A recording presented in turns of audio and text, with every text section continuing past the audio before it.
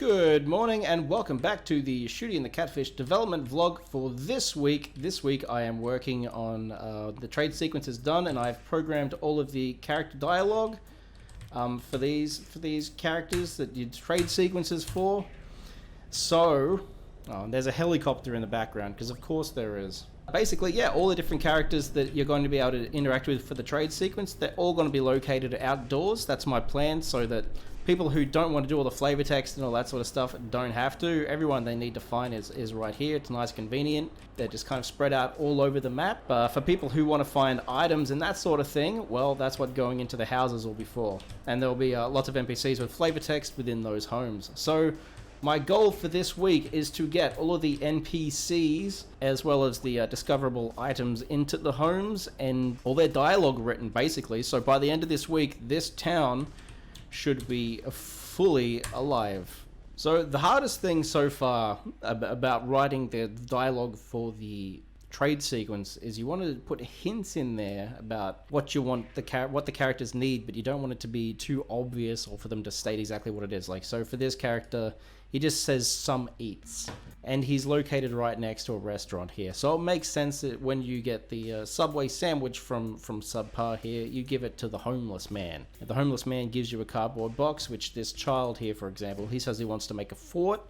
Now there might be a bit of a jump there, because not every kid makes forts out of cardboard boxes, but I certainly did as a kid, and I know others who did as well. So writing dialogue that's kind of got personality to it and gives you a hint of what you need to do, but it doesn't beat you over the head with it, is difficult. It's a difficult sort of balance to maintain, and hopefully I've done it, but I guess I won't really know until the game's out there. Good afternoon. It is Tuesday, and there's a bunch of birds flying overhead. It has been an absolute scorcher day. It was about 37 degrees here, which I think works out to be about 98 Fahrenheit. It was hot, and I worked all day regardless. And I was working on getting people into the homes here. So everyone has dialogue now, which is great, indoors at least. So the restaurant, all these other characters, they all have dialogue. The bookshelves have dumb jokes. Like this character here, for example, he's a travel person. He writes about travel, and so of course there's some travel jokes. Here's one about pepperoni.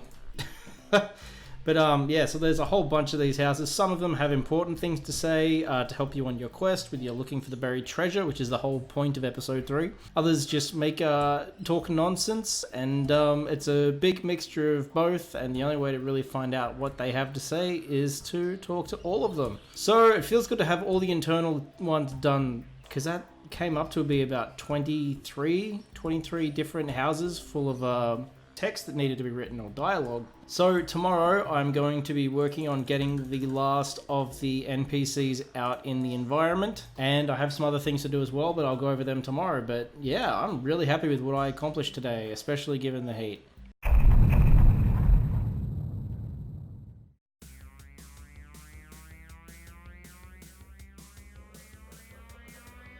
Good morning. It is Wednesday, and today, well, I'm working with the whiteboard because lately I've been doing one task, and it'll take me all day. Today, that's not the case. I'm hoping to get a few things done. So I'm hoping to get the exterior NPCs done for the town of Flapjack, which would be great. That's all the NPCs done then for episode 3, which would be dope. I need to set up Go Command, so once all the NPCs are done, I'll be setting this up so you can get your new gun, the Magnum, which will be a new skill for Shooty to use in combat. The cave gate, which doesn't mean anything to you, but basically there's going to be someone blocking access to the episode's dungeon, and so I'm going to do the eventing for the cave gate, and I'll probably actually do a bit of a breakdown of how I'll be doing that, because I don't know if I'll be using a technique that maybe it's something that everyone uses and I just don't know about it, or maybe it's something no one uses, who knows. But so I'll cover that in a bit more detail. And then lastly, since it's a nice cool day today, I'm going to start working on redoing the battlers for the dungeon in episode 3, because there's quite a few, and just listening to music and working on art would be really nice. So let's go! Good morning. I think it's still morning. It is still morning. I've got 15 minutes left. I have been full on this morning. I have populated Flapjack. Look at it. There are NPCs everywhere. just random people to talk to. Wonderful. None of them have anything insightful to say, but they are around.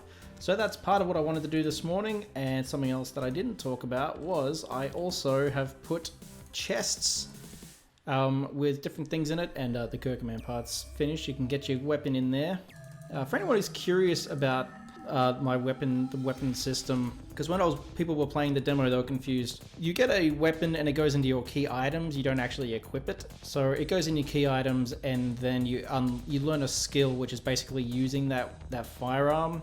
A lot of people who play RPG Maker games were confused. They thought it was an equipable item, and I couldn't find a way of really explaining it in game without getting kind of weird about it. I will rewrite a lot of that stuff, I think, before release to make it more clear, but yeah, in a lot of these homes you will now find chests with some healing stuff and some coins, because it wouldn't be an RPG if you didn't just walk into someone's home and take their stuff. So that's very important. So that's all done.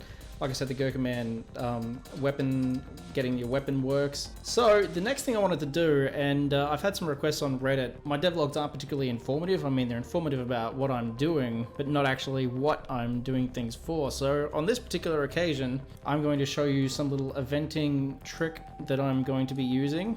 I'm going to be grabbing this guy here. He is another local, and he's going to have some dummy text, because I'm not going to make you sit through me typing up that. But the general idea is this guy will not move out of your way until you have the Magnum in your inventory. So I'm going to make 2 copies of him. I'm going to make one here, which is going to have nothing, and then when you have the Magnum in your inventory, he will suddenly show up, and he will talk about the fact that now you can go into the cave.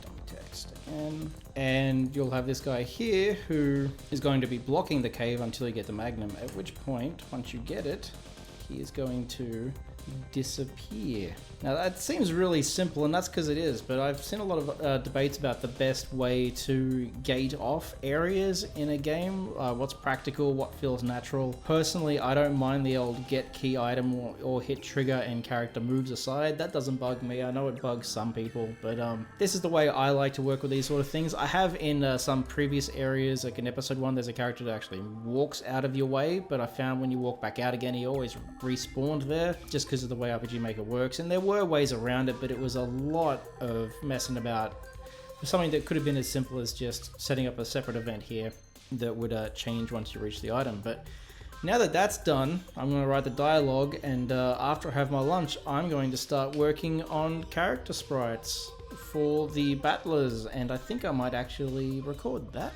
Let's see. Good afternoon. And it's time for me to get into redoing up battle sprites. These are basically the only ones that I have left from the old build of the game. So from here on in, we'll be creating... Oh wait, no, there are some other older ones that'll show up later on. But for the most part, these are pretty much it, for a while at least. So this is this episode's version of the bin chicken, the mimic found throughout the game. Got an eggy man here, and an onion, and a sad steak for some reason. A sausage, he's silly. Got some tongs. Kevin, bacon. And the villain of the episode, although he's not really a villain, he's just a guy, but Long Schlong, which is a misleading title. So I'm going to get these guys cleaned up, and that'll be it for today. You can tell there's not going to be a ton of combat in this particular episode because there's a pretty low number of enemies, but let's get into it.